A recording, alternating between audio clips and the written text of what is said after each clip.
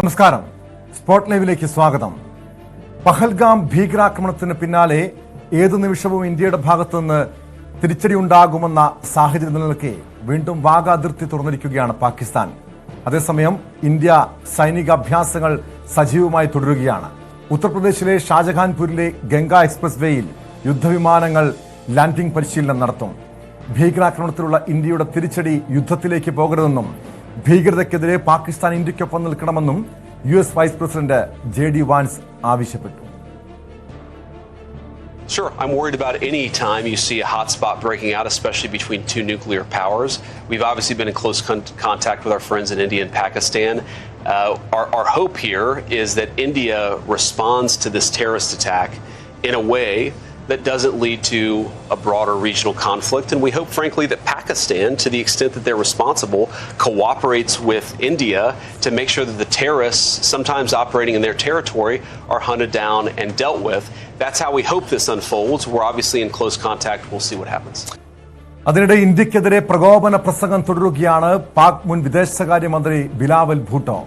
സിന്ധു നദി തങ്ങളുടേതാണെന്നും പാകിസ്ഥാന്റെ തലയിൽ ഭീകരവാദം കെട്ടിവെച്ച് മോദി സിന്ധു നദിയെ തട്ടിയെടുക്കാൻ ശ്രമിക്കുകയാണെന്നും ബിലാവൽ ഭൂട്ടോ ആരോപിച്ചു. मोदी ने अब सिंधु पे हमला किया है.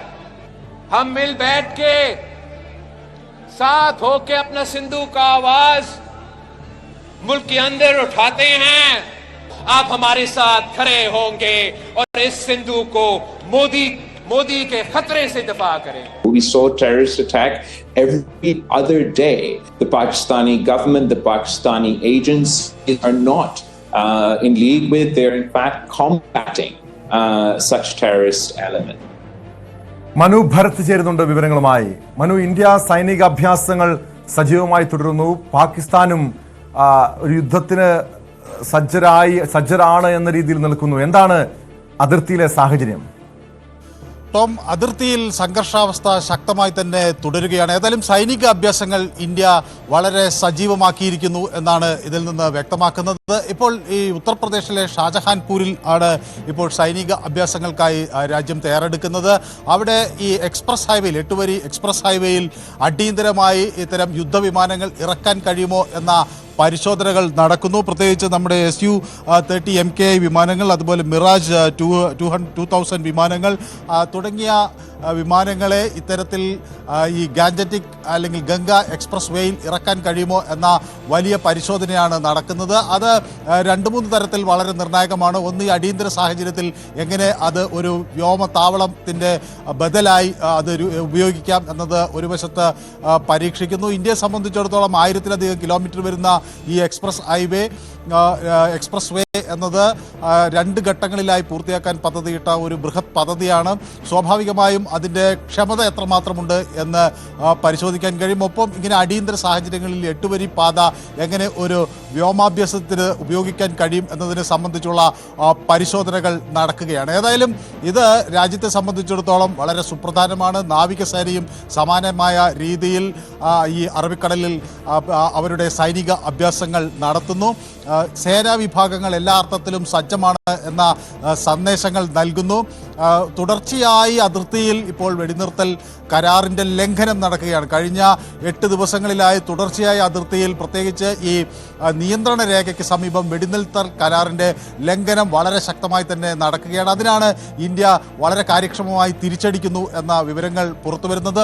അപ്പോൾ വരും ദിവസങ്ങളിൽ അത് തുടരും എന്ന കണക്കുകൂട്ടലിൽ തന്നെയാണ് സൈന്യം വേണ്ട നടപടികൾ സ്വീകരിക്കുന്നത്. ഏതായാലും ഇപ്പോൾ നമ്മുടെ ഈ എയർ സ്ട്രിപ്പ് ആയി ഈ എക്സ്പ്രസ് വേയെ പ്രയോജനപ്പെടുത്താൻ ഉള്ള ഒരു പരിശോധന എന്നത് വളരെ നിർണായകമാകും. കാരണം അത് ഈ റാഫേൽ പോലുള്ള നമ്മുടെ അതിനൂതനമായ ഇലക്ട്രോണിക് സംവിധാനങ്ങളും ദീർഘദൂത മെറ്റിയർ മിസൈലുകളുമൊക്കെ സജ്ജീകരിച്ചിട്ടുള്ള വിമാനങ്ങൾ, ഇവിടെ ഏത് കാലാവസ്ഥയിലും പ്രവർത്തിക്കാൻ കഴിയുന്ന വിമാനങ്ങൾ, രാവിലെയും രാത്രിയുമൊക്കെ, അതായത് പകലും രാത്രിയുമൊക്കെ ഒരുപോലെ ഈ എക്സ്പ്രസ് വേയിൽ ഇറക്കി പരിശീലിക്കാൻ ഉള്ള ശ്രമങ്ങൾ നടക്കുന്നു.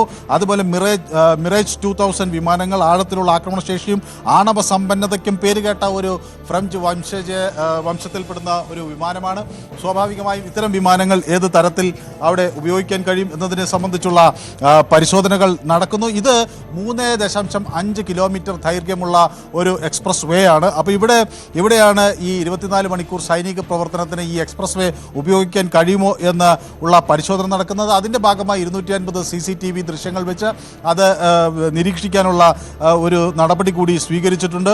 അപ്പോൾ ഇത്രയും ഈ 3.5 കിലോമീറ്റർ വേഗതയുള്ള രാത്രിയും പകലും ഒരുപോലെ രാജ്യത്തിന് ഉപയോഗിക്കാൻ കഴിയുന്ന ഈ ഒരു എയർ സ്ട്രിപ്പിനെ എങ്ങനെ പ്രയോജനപ്പെടുത്താൻ കഴിയും എന്നത് ഷാജഹാൻപൂരിൽ അവിടെ പരീക്ഷണം നടക്കുന്നു. മിസൈലുകളുടെ ഒക്കെ പുനഃപരിശോധനയും കാര്യങ്ങളും നടക്കുന്നുണ്ട്. വാഗ അതിർത്തി കഴിഞ്ഞ ദിവസം അവിടെ പാകിസ്ഥാൻ അടച്ചിരുന്നു. ഏതായാലും വാഗ അതിർത്തി ഇപ്പോൾ പാകിസ്ഥാൻ തുറന്നിരിക്കുന്നു. ഇന്ത്യയിൽ നിന്ന് ഹ്രസ്വകാല വിസയുള്ള ആളുകൾ അല്ലെങ്കിൽ പാകിസ്ഥാൻ പൗരന്മാർ ഇന്ത്യ വിടണം എന്ന നിർദ്ദേശം നേരത്തെ നൽകിയിരുന്നു. അത് 30-ാം തീയതി വരെ സമയം അനുവദിച്ചിരുന്നെങ്കിലും പിന്നീട് അത് ഇന്ത്യ നീട്ടി നൽകുകയും ചെയ്തു. കഴിഞ്ഞ ദിവസം ഈ അതിർത്തിയിൽ വാഗ അതിർത്തിയിൽ എത്തിയ അല്ലെങ്കിൽ അട്ടാരിയിലെത്തിയ പാകിസ്ഥാൻ പൗരന്മാർക്ക് അങ്ങോട്ട് കടക്കാൻ കഴിയാത്ത ഒരു സാഹചര്യം ഉണ്ടായിരുന്നു. വാഗ അതിർത്തി പാകിസ്ഥാൻ അടച്ച സാഹചര്യത്തിലായിരുന്നു അങ്ങനെ ഒരു പ്രതിസന്ധി പാകിസ്ഥാൻ പൗരന്മാർക്കുണ്ടായത്. ഏതായാലും അത് തുറന്നിരിക്കുന്നു. കൂടുതൽ പാകിസ്ഥാൻ പൗരന്മാർക്ക് അങ്ങോട്ടേക്ക് കടക്കാനുള്ള സാഹചര്യം ഉണ്ടായിരിക്കുന്നു. ഒപ്പം ഇന്ത്യൻ പൗരന്മാർ കഴിഞ്ഞ ദിവസങ്ങളിൽ വാഗ അതിർത്തി വഴി പാകിസ്ഥാനിലുള്ള ഇന്ത്യൻ പൗരന്മാർ അതുപോലെ ദീർഘകാല വിസയൊക്കെ ഉള്ള ആളുകൾക്ക് ഇങ്ങോട്ടേക്ക് കടന്നു വരാൻ ഒക്കെയുള്ള സൗകര്യം ഒരുക്കിയിരുന്നു. അതുപോലെ തന്നെ പഞ്ചാബിലെ അമൃത്സർ വഴിയും അന്താരാഷ്ട്ര അതിർത്തി വഴി ഒക്കെ ആളുകൾക്ക് ഇങ്ങോട്ടേക്ക് ക്രോസ് ചെയ്യാനുള്ള സാവകാശം എല്ലാം നൽകിയിട്ടുണ്ട്. പക്ഷേ രാജ്യം അതീവ ജാഗ്രതയിൽ തന്നെ തുടരുന്നു. സൈനിക മേധാവികൾ തുടർച്ചയായി സംവാദങ്ങൾ പരസ്പരം സംവദിക്കുന്ന ഒരു രീതിയുണ്ട്.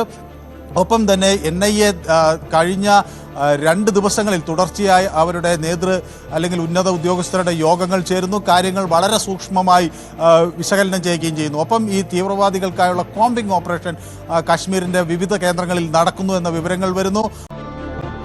തുടർച്ചയായ 8-ാം ദിവസവും പാകിസ്ഥാന്റെ ഭാഗത്തുനിന്ന് യാതൊരു പ്രകോപനവുമില്ലാതെ പാക് സൈന്യം വെടിയുതിർക്കുന്ന സാഹചര്യം ഉണ്ടാകുന്നു. കുപ്വാര, ബാരാമുള്ള, പുഞ്ച്, നൌരേഷ്, അഗ്നൂർ പ്രദേശങ്ങളിലാണ് വെടിവെപ്പുണ്ടായത്. ഇന്ത്യൻ സൈന്യം തിരിച്ചടിച്ചതായും അധികൃതർ അറിയിച്ചിട്ടുണ്ട്.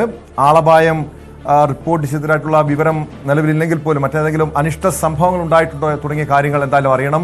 പഹൽഗാം ഭീകരാക്രമണത്തിന് പിന്നിൽ പാക് ഭീകര സംഘടനയായ ലഷ്കർ എ തൊയ്ബയുടെ പിന്തുണ സ്ഥിരീകരിച്ചതോടെ ഇന്ത്യയും പാകിസ്ഥാനും തമ്മിലുള്ള ബന്ധം വഷളായിരുന്നു.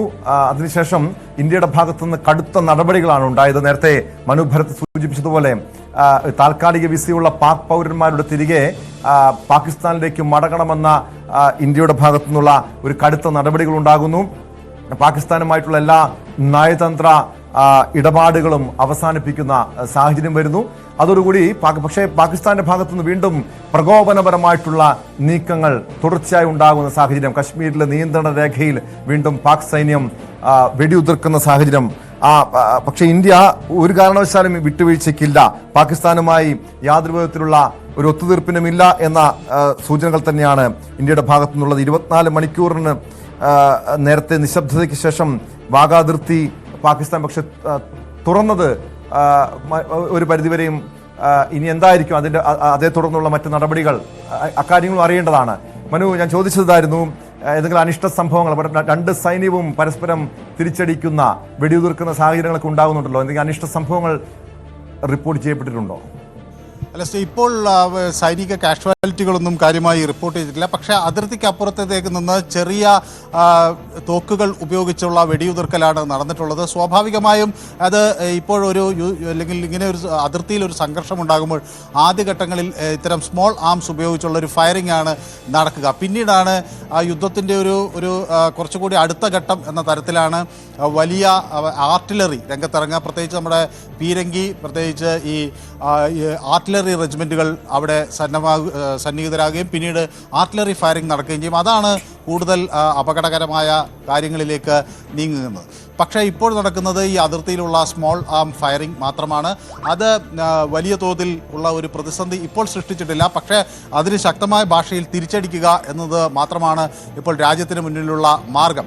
ഇപ്പോഴൊരു വലിയ പ്രശ്നമായി നിന്നിരുന്നത് പാകിസ്ഥാൻ പൗരന്മാരായ ഇന്ത്യയിൽ താമസിക്കുന്ന, പ്രത്യേകിച്ച് വിസ കാലാവധിയൊക്കെ കഴിഞ്ഞ് ദീർഘകാല വിസയ്ക്കൊക്കെ അപേക്ഷ നൽകിയിരിക്കുന്ന ആളുകളെ പ്രധാനമായും ഇവിടുന്ന് തിരിച്ചയക്കുന്ന ഘട്ടത്തിലാണ് ചില പ്രശ്നങ്ങൾ വന്നത്. അതിലൊരു പാകിസ്ഥാൻ പൗരൻ യാത്രാമധ്യേ മരിക്കുകയും ഒക്കെ പ്രായാധിക്യം കൊണ്ട് മരിക്കുകയൊക്കെ ചെയ്യുന്ന ഒരു സാഹചര്യമുണ്ടായി. അങ്ങനെയുള്ള ചില പ്രതിസന്ധികൾ ഒഴിവാക്കി നിർത്തിയാൽ അല്ലെങ്കിൽ മാറ്റി നിർത്തിയാൽ വലിയ തോതിലുള്ള ആളഭയമോ അല്ലെങ്കിൽ അങ്ങനെയുള്ള പ്രശ്നങ്ങളില്ലാതെ പാകിസ്ഥാൻ ബങ്കറുകൾ, പ്രത്യേകിച്ച് LOCക്ക് മറുവശത്തു നിന്നുള്ള പാകിസ്ഥാൻ ബങ്കറുകളിൽ നിന്ന് സ്മോൾ ആംസ് ഉപയോഗിച്ചുള്ള ഫയറിംഗ് മാത്രമാണ് ഇപ്പോൾ നടക്കുന്നത്.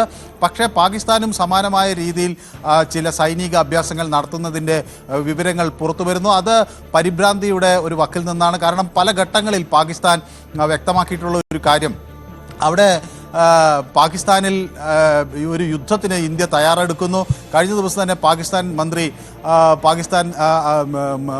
പാകിസ്ഥാൻ വ്യക്തമാക്കിയൊരു കാര്യം, 36 മണിക്കൂറിനുള്ളിൽ പാകിസ്ഥാനെ ആക്രമിക്കാനുള്ള ഒരു തയ്യാറെടുപ്പ് ഇന്ത്യ നടത്തുന്നു എന്ന തരത്തിലുള്ള പരിഭ്രാന്തി അവിടെ പരന്നിരിക്കുന്നു. അതിൽ അന്താരാഷ്ട്ര സമൂഹം ഇടപെടണം എന്ന ആവശ്യം അവർ ഉന്നയിക്കുന്നു. ഈ ഘട്ടത്തിൽ മനസ്സിലാകുന്ന ഒരു വലിയ കാര്യം, ചൈന മാത്രമാണ് പാകിസ്ഥാന് ഒരു പിന്തുണയായി വന്നിട്ടുള്ളത്. തുർക്കി ചില സഹായങ്ങൾ നൽകിയിട്ടുണ്ട്. പക്ഷേ അതിനപ്പുറത്തേക്ക് കടക്കാൻ പാകിസ്ഥാന് കഴിയുന്നില്ല.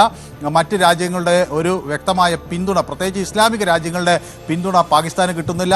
അഫ്ഗാനിസ്ഥാൻ പോലുള്ള രാജ്യങ്ങൾ, താലിബാൻ സർക്കാർ പോലും ഇന്ത്യ പിന്തുണയ്ക്കുന്ന ഒരു രീതിയാണ് അവിടെ നമുക്ക് കാണാൻ കഴിയുന്നത്. അമീർ ഖാൻ എന്ന അവിടുത്തെ വിദേശ കാര്യ മന്ത്രിയുടെ ചുമതലയുള്ള ജനപ്രതിനിധി പറഞ്ഞത് ഇന്ത്യയെ ഈ ഘട്ടത്തിൽ പിന്തുണയ്ക്കുന്നു എന്നതാണ്. മാത്രമല്ല പാകിസ്ഥാൻ്റെ ഈ അക്രമ നടപടിയെ അല്ലെങ്കിൽ ഈ തീവ്രവാദത്തെ പിന്തുണയ്ക്കുന്ന ഈ നടപടിയെ അംഗീകരിക്കാൻ കഴിയില്ല. ഇന്ത്യയും അഫ്ഗാനിസ്ഥാനും കൂടുതൽ ഐക്യപ്പെടേണ്ട ഒരു കാലഘട്ടം ആണ് എന്ന നിലപാട് അഫ്ഗാൻ സർക്കാരിൽ നിന്നുണ്ടാകുന്നു. അമേരിക്കയെ പോലുള്ള രാജ്യങ്ങൾ യുദ്ധം ഒഴിവാക്കാനുള്ള നീക്കങ്ങൾ നടത്തണം എന്ന് പറയുന്നു. JD വാൻസ് അതിൻ്റെ ഏറ്റവും ഒടുവിലത്തെ പ്രസ്താവന അതാണ് വ്യക്തമാക്കുന്നത്. പക്ഷേ അമേരിക്കയുടെ ഡിഫൻസ് സെക്രട്ടറി കഴിഞ്ഞ ദിവസം അസന്നിഗ്ധമായി ഇന്ത്യക്ക് പിന്തുണ പ്രഖ്യാപിക്കുന്നു. ഇന്ത്യയുടെ പരമാധികാരവും അവരുടെ സ്വാതന്ത്ര്യവും സംരക്ഷിക്കാനുള്ള എല്ലാ അധികാരവും രാജ്യത്തിന് ഉണ്ട്. അത് നടപ്പിലാക്കാൻ അവർക്ക് കഴിയും എന്ന് അദ്ദേഹം വ്യക്തമാക്കുന്നു. രാജ്നാഥ് സിംഗുമായി ടെലിഫോണിലാണ് ഈ defence secretary, American US defence secretary Peter Hegseth സംസാരിച്ചത്. ഹെക്സേത്ത് അതിൽ ഒരു കാര്യം വ്യക്തമാക്കി ഇരുന്നു, ഇന്ത്യക്ക് അവരുടെ അതിർത്തിയും ജനതയും രക്ഷിക്കാനുള്ള ഉത്തരവാദിത്വമുണ്ട്. പാകിസ്ഥാനെ അനുകൂലിക്കുന്ന ഒരു നിലപാട് അമേരിക്കയിൽ നിന്ന് വരും എന്ന പ്രതീക്ഷ പാകിസ്ഥാൻ ഉണ്ടായിരുന്നെങ്കിലും അത് ഇല്ല എന്ന് ഏറെക്കുറെ വ്യക്തമായിരിക്കുന്നു. യൂറോപ്യൻ യൂണിയനും പാകിസ്ഥാൻ സമീപിച്ചിരുന്നു. യുദ്ധം ഒഴിവാക്കാനുള്ള ഇടപെടൽ അവരുടെ ഭാഗത്തുനിന്ന് ഉണ്ടാകണം എന്ന ഒരു ആവശ്യം പാകിസ്ഥാൻ ഉന്നയിക്കുകയും ചെയ്തിരുന്നു. അപ്പോൾ ഒരു അന്താരാഷ്ട്ര ആഗോള തലത്തിലുള്ളൊരു പിന്തുണ ഇരവാദം ഉപയോഗിച്ച് തങ്ങൾക്ക് കൈക്കലാക്കാൻ കഴിയും എന്ന വലിയ പ്രതീക്ഷ പാകിസ്ഥാൻ ആദ്യഘട്ടത്തിൽ ഉണ്ടായിരുന്നെങ്കിൽ അതിൽ മങ്ങലേൽക്കുന്നു എന്നത് ഒരു വശത്ത് നമുക്ക് കാണാൻ കഴിയും. രണ്ടാമത്തെ ഒരു ഘടകമായി വരുന്നത് ഈ മറ്റ് യുദ്ധമല്ലാതെ അല്ലെങ്കിൽ സൈനികമല്ലാത്ത ചില സമ്മർദ്ദങ്ങൾ, പ്രത്യേകിച്ച് ഇപ്പോൾ ഈ കരാറുകൾ താൽക്കാലികമായി നിർത്തിവെക്കുക, അതുപോലെ എയർ സ്പേസ് അടയ്ക്കുക, പൗരന്മാരെ തിരിച്ചയക്കുക തുടങ്ങിയ നിരവധി സമ്മർദ്ദ തന്ത്രങ്ങൾ ഇന്ത്യ പ്രയോജനപ്പെടുത്തുന്നു എന്നത് കൂടി അവിടെ വളരെ സുപ്രധാനമായി വരുന്നു. പാകിസ്ഥാൻ നമുക്കറിയാം ഏറ്റവും പ്രധാനമായി അവിടുത്തെ മരുന്ന് ഇന്ത്യയിൽ നിന്നാണ് പോകുന്നത്. അതിൻ്റെ പ്രധാന അസംസ്കൃത വസ്തുക്കൾ എല്ലാം തന്നെ ഇന്ത്യയിൽ നിന്നാണ് പോകുന്നത്. ഇതെല്ലാം പാകിസ്ഥാനെ സംബന്ധിച്ചിടത്തോളം വലിയ പ്രതിസന്ധി സൃഷ്ടിക്കും. ഇസ്ലാമിക രാജ്യങ്ങളുടെ പിന്തുണ പാകിസ്ഥാൻ ഈ ഘട്ടത്തിൽ കിട്ടുന്നില്ല എന്നത് വളരെ നിർണായകം ആണ്. അങ്ങനെ പാകിസ്ഥാനെ സംബന്ധിച്ചിടത്തോളം ഒരു വലിയ പ്രതിസന്ധിയിൽ രാജ്യം നിൽക്കുന്നു. മാത്രവുമല്ല ഈ തീവ്രവാദവുമായുള്ള ബന്ധങ്ങൾ തുടരെ പാകിസ്ഥാൻ ജനപ്രതിനിധികളുടെ ഭാഗത്ത് നിന്ന് ആ കുറ്റസമ്മതം എന്ന തരത്തിൽ തന്നെ വരുന്നു. കഴിഞ്ഞ 30 വർഷമായി തീവ്രവാദികളെ പിന്തുണയ്ക്കുന്ന ഒരു നിലപാട് പാകിസ്ഥാൻ സ്വീകരിച്ചിരുന്നു എന്ന് വിദേശകാര്യമന്ത്രി വ്യക്തമാക്കുന്നു. ബിലാവൽ ഭൂട്ടോയും ഇത് ഒരു രഹസ്യമല്ല, സ്വാഭാവികമായി പാകിസ്ഥാൻ ഇത്തരം ശക്തികൾക്ക് പിന്തുണ കൊടുത്തിരിക്കുന്നു എന്ന് വ്യക്തമാക്കിയിരുന്നു. അതുപോലെ ഈ തീവ്രവാദ പ്രവർത്തനത്തിന് നേരിട്ട് ഏർപ്പെട്ട ഈ റെസിസ്റ്റൻസ് ഫ്രണ്ട് എന്ന ഈ തീവ്രവാദ ഗ്രൂപ്പിനെ യുണൈറ്റഡ് നേഷൻസിൻ്റെ സെക്യൂരിറ്റി കൗൺസിലിൻ്റെ പത്രക്കുറിപ്പിൽ നിന്ന് അവരുടെ പേര് ഒഴിവാക്കാൻ പാകിസ്ഥാൻ ഒരു താൽക്കാലിക അംഗം എന്ന നിലയിൽ അവർ സമ്മർദ്ദം ചെലുത്തിയേ എന്ന കാര്യം അവിടെ പുറത്തു വരുന്നു. അപ്പോൾ ഇത്തരം തീവ്രവാദ പ്രവർത്തനങ്ങൾ നടത്തുന്ന സംഘങ്ങൾക്ക് പാകിസ്ഥാൻ കൃത്യമായ പിന്തുണ നൽകുന്നു എന്നതിൻ്റെ കൃത്യമായ തെളിവാണ് അന്താരാഷ്ട്ര സമൂഹത്തിന് മുമ്പ് രാജ്യത്തിന് വെക്കാൻ കഴിഞ്ഞിട്ടുള്ളത്. ഇത് സ്വാഭാവികമായും വരും ദിവസങ്ങളിൽ എന്ത് പ്രത്യാഘാതം ഉണ്ടാകും എന്നതിനെ സംബന്ധിച്ചുള്ള വലിയ ആശങ്കയുയർത്തുന്നു. പാകിസ്ഥാൻ വലിയ തോതിൽ പരിഭ്രാന്തി പടർന്ന് പിടിച്ചിട്ടുണ്ട്. തീർച്ചയായും അത്തരം ആശങ്കകളുണ്ട്. വരും ദിവസങ്ങളിൽ എന്തായിരിക്കും സംഭവിക്കാൻ പോവുക? കാരണം ഇരു രാജ്യങ്ങളുടെയും സൈന്യത്തിന്റെ ഭാഗത്തുനിന്ന് തിരിച്ചടികൾ ഉണ്ടാകുന്നുണ്ട്. ഈ രീതിയിലുള്ള എല്ലാ കരാറുകളും ലംഘിച്ചുകൊണ്ടുള്ള വെടിനിർത്തൽ കരാറുകൾ ലംഘിച്ചുകൊണ്ടുള്ള നടപടികളാണ് പാകിസ്ഥാന്റെ ഭാഗത്തുനിന്നും ഉണ്ടാകുന്നത്.